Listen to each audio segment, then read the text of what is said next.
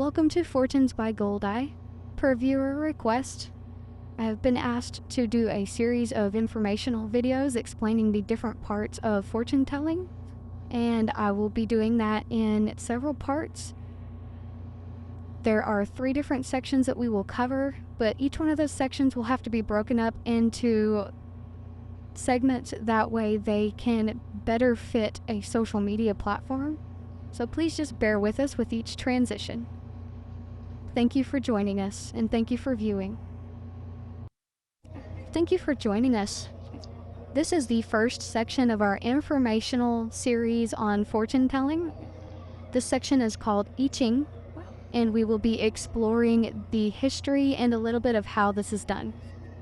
Now, as for a little bit of history, I Ching means Book of Changes in Chinese. It is an ancient form of Chinese fortune telling that's been around since 1000 BCE and was founded by a man named Fuji. It also has a heavy basis in Confucianism. Now, let's quickly get into these symbols. These die are 8-sided die, and each side of the die has what's called a trigram. It's a series of 3 lines. Some are broken, some are solid. Now, the black die represents yin, the white die represents yang, and each one of these trigrams has an element representation.